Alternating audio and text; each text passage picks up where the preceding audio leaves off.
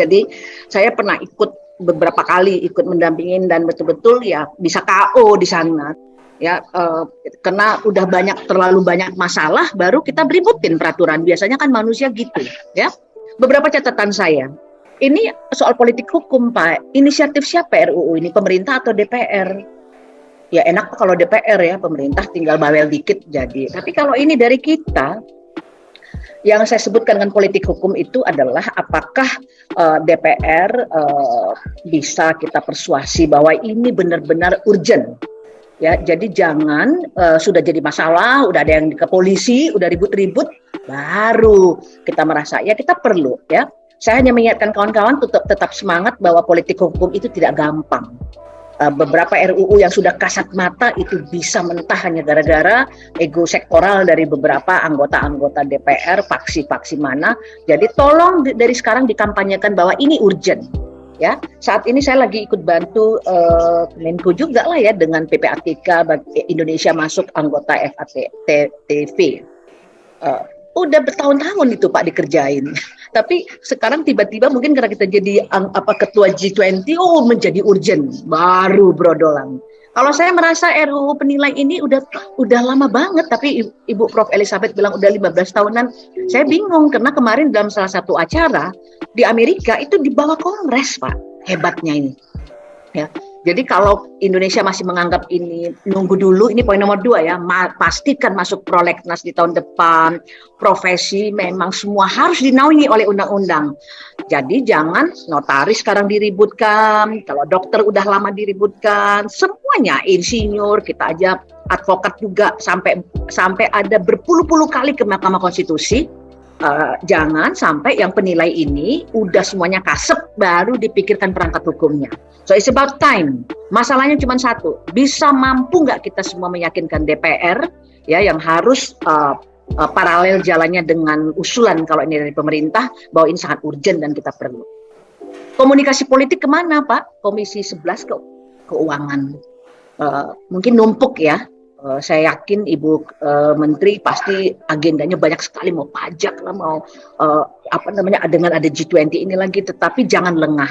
Pastikanlah ini masuk di prolegnas tahun depan, cepat pembahasannya dan tidak perlu bertele-tele. Saya perlu mengingatkan ini, mungkin terasa boring ya, tapi masuk ke prolegnas aja sudah satu kemajuan. Dibahas entar dulu, dibawa ke paripurna masih tarik panjang lagi nih Pak, endurance test ini energinya. Jadi selagi itu dilakukan akan ada diskusi-diskusi dengan badan keahlian DPR, dengan beberapa multi stakeholder, ada lagi nanti uji publik dan lain-lain.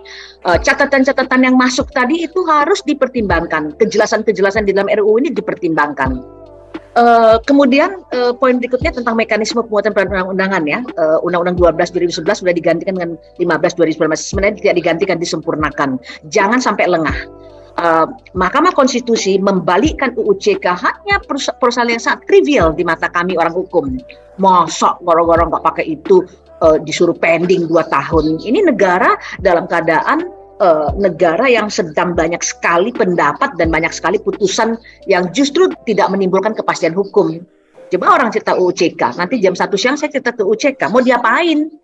Nah makanya Bapak Ibu jangan lengah ya, prosedurnya mesti diikuti dengan rapi, timnya mesti kuat. Tetapi kita bisa in advance, kita bisa mempersiapkan. Saya mengutip ada beberapa peraturan yang harus dipersiapkan di bawah undang-undang ini. Peraturan menteri, siapa saja ada keterkaitan dengan pemerintah daerah, harus juga bermain ini asosiasinya yang ada di daerah-daerah. Soundingkan bahwa kalau ini datang, jadi jangan baru kita sosialisasi ya Bu, kita perkenalkan lagi ya, jangan dong. Ya, jadi harus sekarang mesti dirangkul itu semua institusi, aparat, ataupun siapapun yang akan terlibat mendukung keberlakuan undang-undang ini nanti. Itu bisa menjadi semacam hidden pressure bahwa kita sudah butuh, ya. Kita bukan hanya butuh, kita urgent butuhnya. Kemudian poin berikutnya dari saya, secara general dulu ya, harmonisasilah beberapa lembaga terkait lainnya. Kemenko jangan hanya ada di puncak, di daerah kan ada juga DJKN. Asosiasinya dipanggil. Mohon maaf Bapak Ibu, ini hari ini ada juga ya kalau boleh ada kejaksaan, kepolisian. Ini 2 lembaga yang paling ditakutin. Dan setiap kali diskusi itu ada pidananya nggak? Ada pidananya nggak? Lah. Diajak dong ngomong dari sekarang, karena mereka harus siap-siap juga apa eksekusi di lapangan nanti. Kemudian jangan lengah. Yang paling ditakuti dari seluruh profesi adalah pemidanaan. Tadi saya lihat ada disebutkan ya. Bapak Ibu lihat dalam perkembangannya, korporasi saja sebagai suatu entitas yang invisible ya, karena hanya paperwork saja, sudah ada peraturan Mahkamah Agung mempidanakannya. Jadi pastikan dengan jelas apa batasan pasal pemidanaan ini dalam rancangan undang-undang. Ya, jadi karena gini, ya sekarang memang semuanya orang senangnya ke pidana, tetapi satu perkembangan yang menarik dalam dunia pemidanaan bahkan sudah diperkenalkan dengan istilah restoratif justice, yaitu udahlah kalau orangnya udah ketangkep minta maaf, objeknya dikembalikan, sudah kamu kena restoratif justice, kamu bermaaf-maafan, walaupun tentu ada sanksi administratif dan lain-lain, dan kalau ketahuan sekali lagi kena, itu saya lihat sudah langsung menuju pemidanaan ya di dalam RUU ini. Jadi mungkin tidak ada salahnya nanti agak-agak ditambahin dikit ya, ini untuk menjaga kedua belah pihak. Kita kalau kita nggak suka sama orang, lapor ya, viral. Nah, untuk profesi itu sangat-sangat berbahaya Bapak Ibu. Jadi dokter, abortus, langsung cabut izin dan lain-lain. Padahal menjadikan seorang dokter investasinya luar biasa lama, apalagi udah dokter spesialis contohnya ya. Nah, profesi penilai juga janganlah segampang itu membicarakannya. Jadi ada dua dikotomi yang menarik di sini. Korporasi aja udah dipidanakan. Tetapi ya di saat yang sama orang-orang pidana lagi memperkenalkan istilah restoratif justice.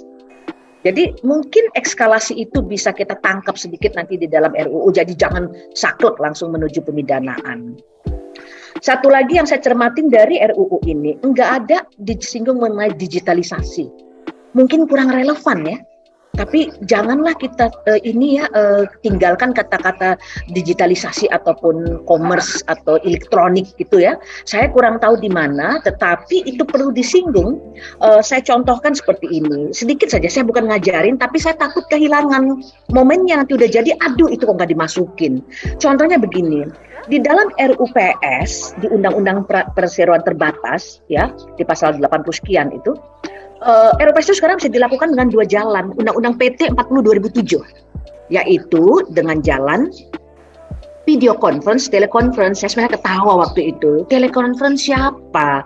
Dalam keadaan duress atau duang atau dalam keadaan dia tertekan, voice kalau dianggap bisa RUPS bisa dipertanyakan. Video conference sudah lewat, tetapi ada satu pasal di situ yang mengatakan dan media elektronik lainnya. Media elektronik lainnya itulah yang menjamin bahwa perkembangan teknologi akan tertampung. Jago ya yang bikin draft itu. Jadi ada yang tanya, Bu kami mau dengan fit call, dengan Zoom, boleh nggak RUPS? Boleh, kan dikasih syarat. Media elektronik nggak itu? Iya. Dan satu lagi yang paling penting juga ada disyaratkan, ada kelihatan orang lain-lain. Saya mencatat perlu nggak kita masukkan mengenai digitalisasi atau elektronik di dalam RUU ini? Nggak tahu kepentingannya di mana, tapi jangan udah jadi baru, aduh kebablasan itu nggak dimasukin. Ya, saya kurang tahu dipentingkan di mana, tapi mudah-mudahan adalah kalimat yang sebagai payung menampung sehingga nanti kita dianggap tidak ketinggalan. Kepentingannya apa atau tidak, tentu kawan-kawan penilai yang bisa memasukkan.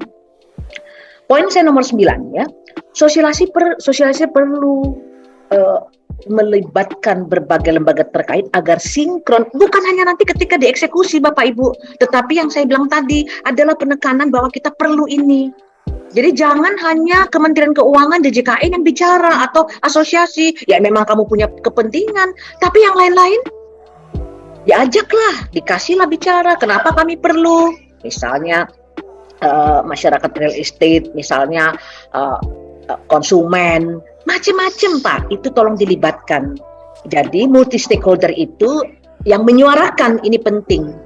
Jadi tidak kepentingan profesi sepihak saja. Ini kan seperti ada concern, ya kami Bu dilaporkan ini. Setiap kali ada acara pasti itu yang ditakutin.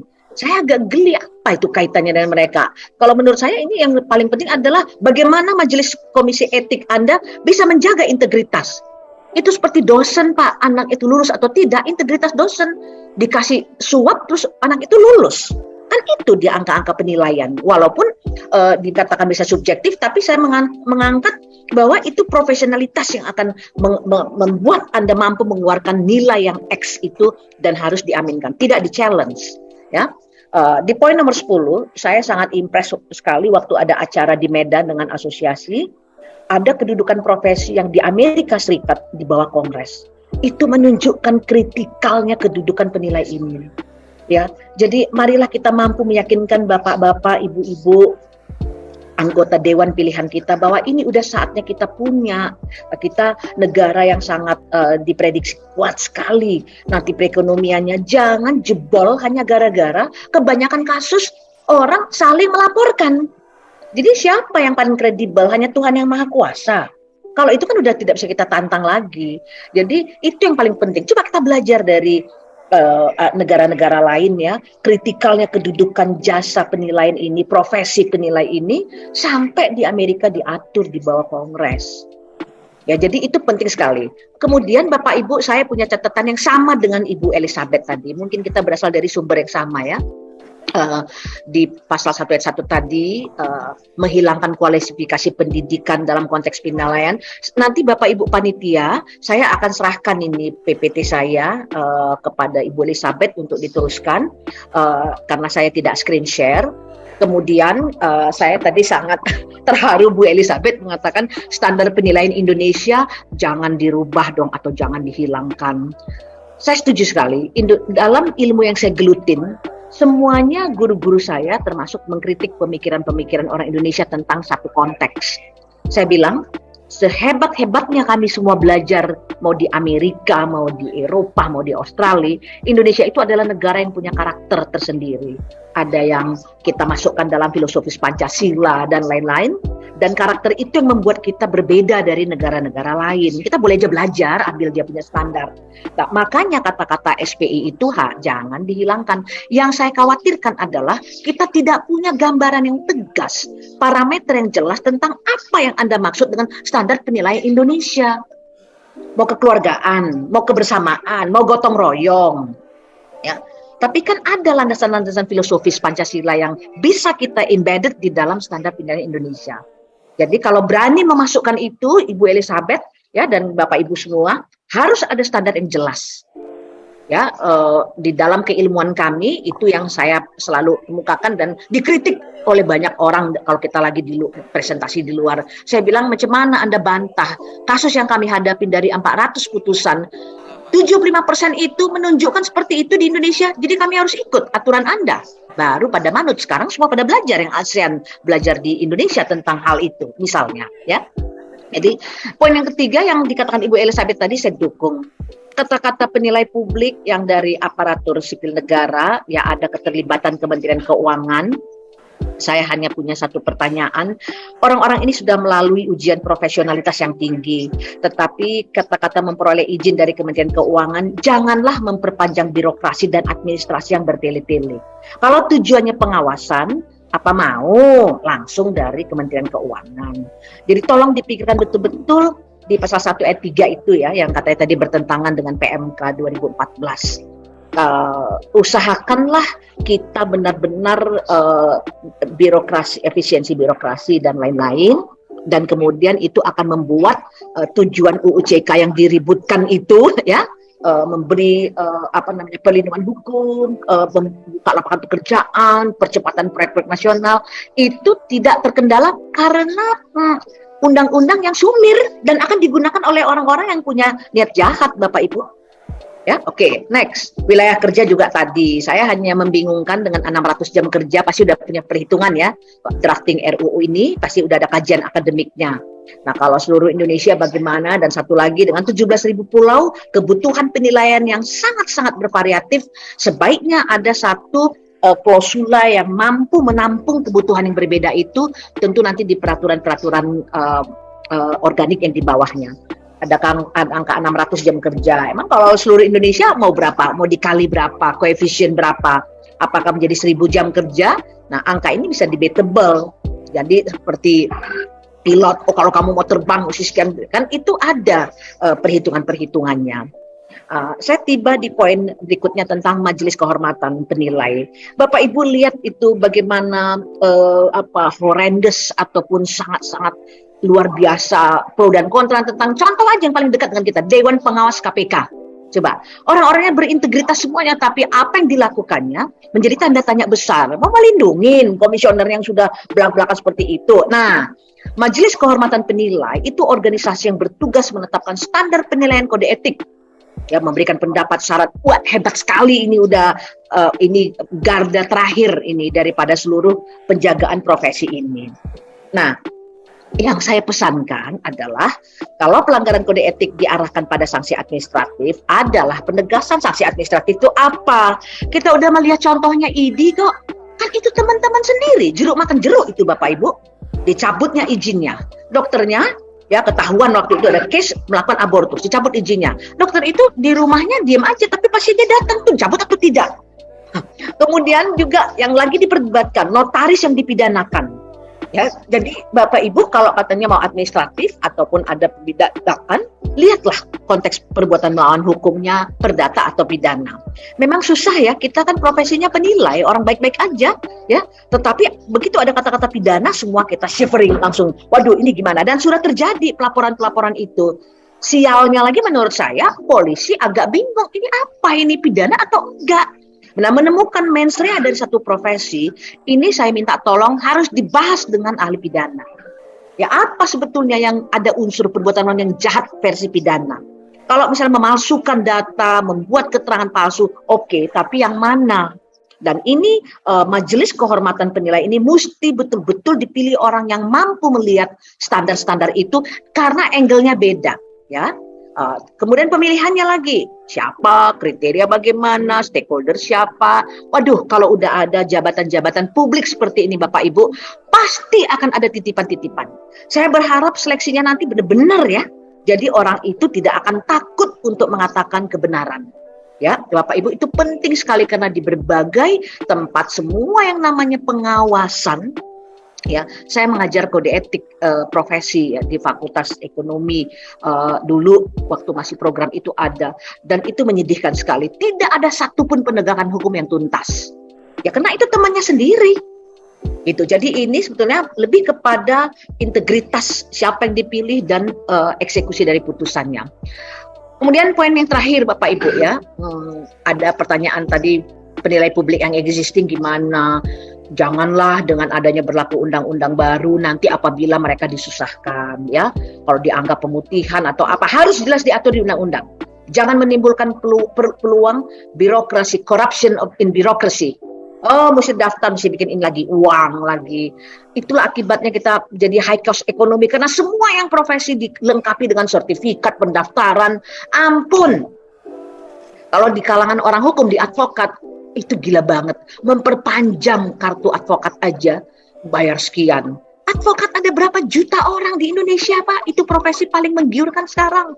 Dan yang kaya adalah asosiasi-asosiasinya. And then saya bilang, "You dapat apa balik?" "Bu, bagian ini bayar, bagian ini bayar." Saya bilang, "Kamu stop. Yang membikin Indonesia itu high cost ekonomi ya itu.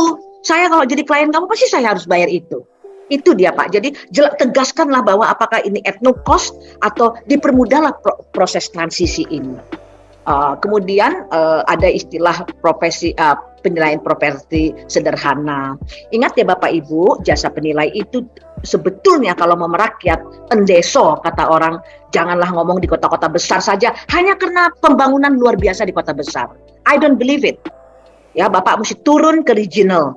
Ya, pergi ke daerah-daerah dan entertainlah masyarakat kita dengan yang penilaian yang sederhana. Jadi harus ada paket-paket yang harus juga ditampung di dalam pekerjaan-pekerjaan yang diatur dalam undang-undang. Kalau tidak, nanti profesi ini hanya ada di kota besar dan saudara-saudara kita yang di daerah nggak kenal Anda siapa. Ya, padahal itu penting banget. Jangan anggap enteng. Perkebunan atau apapun namanya itu ada di daerah, mana ada di kota yang namanya kebun-kebun. Kalau di appraisal itu gimana atau dinilai gimana, ya? Kemudian pesan saya yang terakhir adalah terkait kewenangan. Memang di azas legalitas itu di hukum pidana mengatakan nggak ada yang tidak ada perbuatan yang dilarang dan diancam kalau tidak ditentukan lebih dahulu dalam undang-undang. Tapi di sini masalahnya Bapak Ibu, begitu ada daerah abu-abu ketidakjelasan, semua aparat, semua lembaga, semua pemain di dalam dunia bisnis atau usaha ini melakukan own interpretation. Kenapa? Ya, orang nggak ada yang ngatur, polisi mengatakan itu ada pidananya, dilaporkan ke sini ada pidananya. Jadi kalau boleh itu dipastikan ya. Jadi kita tidak saling menjatuhkan. Karena apa? Penilaian itu kan bisa relatif menjadi subjektif. Ya, kadang-kadang saya mau memilih yang ini karena akan lebih mendengarkan suara saya. Dalam tanda kutip, bisalah cincau-cincau kongko-kongko. Minta second opinion, malah jadi keributan. Tujuan yang utamanya nggak dapat. Jadi jangan kena ketidakadaan peraturan perundang-undangan karena Bapak Ibu tidak berkoordinasi dengan seluruh aparat itu. Yang terjadi adalah kerancuan dan ketidakpastian hukum. Dan yang paling tidak enaknya Pak, ini digembar-gemborkan dan inilah yang dijual di luar sehingga Indonesia yang dicap sebagai, oh kamu tidak ada kepastian hukum. Nah itu jadi makin mengglorifikasi kedudukan kita di luar yang ease of doing business kita itu turun rankingnya. Itu Pak, jadi kata-kata yang paling payah di Indonesia ini memang adalah koordinasi Bapak Ibu ya. Koordinasi, harmonisasi, selalu semua mau di depan, lead institution. Sombong menurut saya. Jaksa punya pandangan sendiri, polisi punya pandangan sendiri, asosiasi punya sendiri. Kalau Indonesia mau betul-betul maju, Indonesia emas di 2045, ini betul-betul harus dikoordinasikan dengan semua pihak. Itu saja Bapak Ibu ya, masukan saya. Mohon maaf kalau kurang berkenan, namanya kita diminta pendapat ya. Saya udah melihat beberapa undang-undang profesi yang lain, mau mulai advokat paling sering, di Mahkamah Konstitusi ya Bapak Ibu malu-maluin Pak, advokat itu dibuat sampai berapa 18 kali. Dan Mahkamah Konstitusi ini tidak berikan jawaban yang pasti tentang advokat itu. Itu salah satu contoh tentang profesi. Belum lagi sekarang notaris gerah dipidanakan, yang dipenjarakan sudah ada banyak.